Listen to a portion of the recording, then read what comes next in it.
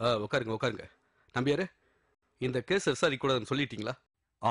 அப்போ கஸ்டடியில இருக்கிற ஜெயச்சந்திரன அதான் எல்லாத்தையும் நிறுத்த சொல்லட்டுமே. மக்கள் அமைதியாகிற வரைக்கும் கஸ்டடியில் இருக்கிறோம், அங்கேயே இருக்கட்டுமே. தலைவரை தப்பா எடுத்துக்காதீங்க. இவங்களோட அக்கிரமங்கள் முடியணும்னா அகிம்சன்னு சொல்லிட்டு இருக்கிற நம்ம கட்சிக்காரங்களால முடியாது. அதுக்கு பிஎஸ்எஸ் ஆளுங்க வேணும். தேனிலையும் தூத்துக்குடிலையும் கோயம்புத்தூர்லயும் வெட்டுறதும் கூத்துறதும் அவங்க தானே. இவங்களை எதுக்குறது நமக்கு என்னைக்குமே நல்லது கிடையாது. எதிரி கட்சியா இருந்தாலும் அடுத்த தேர்தல்ல அவங்களோட ஒரு ரகசிய ஒப்பந்தம் பண்ணிக்கிறது நமக்கு நல்லது. அப்பதான் நம்ம எதிர்காலம் நல்லா இருக்கும். அதுக்கு கஸ்டடியில எடுத்த எல்லாரையும் நீங்க விடுதலை பண்ணணும். நம்பியார், உங்க அபிப்பிராயம் என்ன? நரேந்திரன் ஐயா சொல்றதும் கரெக்ட் தாங்க. அப்புறம் ஜெயந்தியோட அப்பா ஸ்ரீகண்ட நாயர் நம்ம கூட்டணி கட்சியோட பிரசிடென்ட்ங்கிறதையும் நல்லா ஞாபகம் வச்சுக்கணும். அவர் இப்போ உங்களை பாக்குறதுக்கு வெளியே காத்துக்கிட்டு இருக்கார். ஐயா வணக்கம். என்ன சரவண, தைரியமா போங்க. அதுக்கான ஏற்பாடுலாம் நான் பண்ணிக்கிட்டு தான் இருக்கேன். அப்பா, பாலும் பழமும் உங்களுக்காக எடுத்து வச்சிருக்கேன், வந்து சாப்பிட்டு போங்கப்பா. இது அப்பான்னு கூப்பிடுறேன்னு பாக்குறீங்களா? என் பொண்ணு பார்வதியோட ஃப்ரெண்டு ஸ்ரீகலா மோகன். நம்ம உடனே போலீஸ் அராஜகத்தை எதிர்த்து பந்தோ போராட்டமா நடத்தணும். பந்து போராட்டம் எவ்வளவோ நடத்தியாச்சு. ஜனங்களை கஷ்டப்படுத்த அளவு இல்ல. கடந்த 6 மாசத்துல இறந்து போன தலைவருக்காக எத்தனை பந்து நடத்திருக்கோம். அதுக்கு என்ன பண்றது? தலைவர்கள் இறந்தா அந்த மாதிரி பண்ணிதானே ஆகணும். பண்ணலாம். அதுக்காக கடை அடிச்சு மக்களை சிரமப்படுத்த கூடாது. அப்படி பண்ணுனா இறந்தவங்க மேல மதிப்பு மரியாதை வராது, வெறுப்பு தான் வரும். ஏதாவது ஒண்ணு பண்ணித்தான் ஆகணும்னா அமைதியா ஒரு பேரணி நடத்துவோம். என்ன சிவாண்ணே?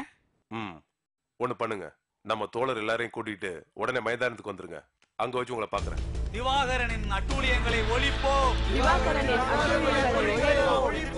அரசே நீதி வழங்குக.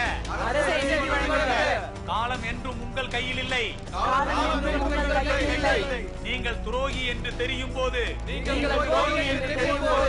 ஆவேசத்தால் நாங்கள் உங்களை அழிப்போம். அனுமதிக்க மாட்டோம், அனுமதிக்க மாட்டோம். அராஜகத்தை நாங்கள் அனுமதிக்க மாட்டோம். முதலாளித்துவத்தை ஒழிப்போம்.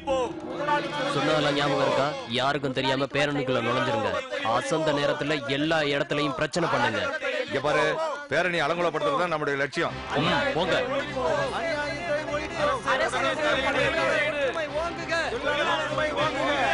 ஆவேசத்தை தூண்டி பார்த்தால்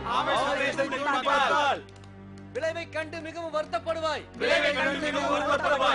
ஒற்றுமை ஓங்குக. எல்லாரும் நில்லுங்க. இந்த பேரணியை நிறுத்த சொல்லி சிஎம் ஆர்டர் போட்டிருக்காரு. தயவு செஞ்சு எல்லாம் திரும்பி போயிருங்க. மீனவ தொழிலாளர் இயக்கம். போலீஸ் எங்களை தடுக்காதே. போலீஸ் எங்களை தடுக்காதே. எங்களை தடுக்காதே.